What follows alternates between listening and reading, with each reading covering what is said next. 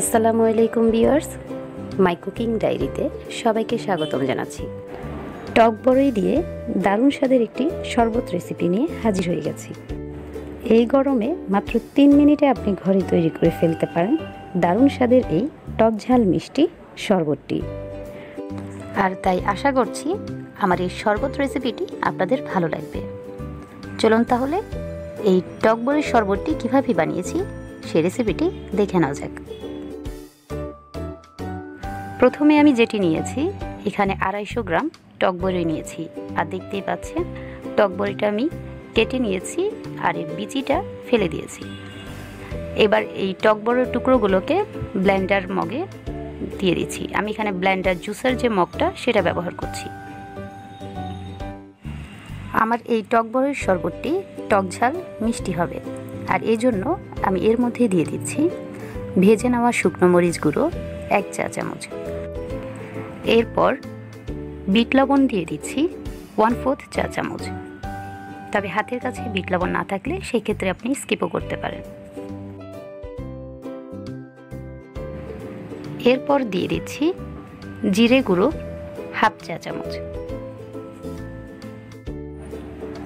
লবণ দিয়ে দিচ্ছি স্বাদ মতো, পরবর্তীতে প্রয়োজন হলে আবার একটু দিয়ে দিতে পারবেন। ধনিয়া পাতা কুচি দিয়ে দিচ্ছি 1 চা চামচ। এরপর দিয়ে দিচ্ছি স্বাদটা একটু বাড়িয়ে নেওয়ার জন্য লেবুর রস 1 টুকরো। আমি লেবুর রসটা এর মধ্যে চিপে দিয়ে দিচ্ছি।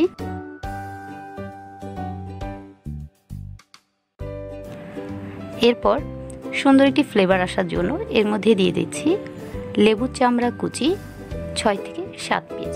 দেখতে পাচ্ছেন খুব ছোট করে আমি কুচা করে নিয়েছি।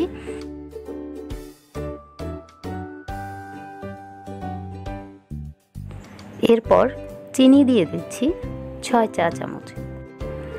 আমার এখানে নেওয়া বড়ইগুলো একটু বেশি টক, এই জন্য আমি 6 চামচ ব্যবহার করছি।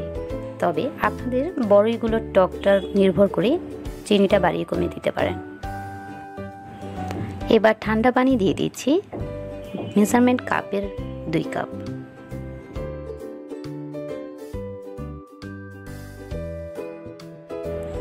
এবার এটাকে খুব ভালো করে ব্লেন্ডার করে নেব, যাতে বড়ির টুকরোগুলো খুব ভালোভাবে ব্লেন্ডার হয়ে যায়।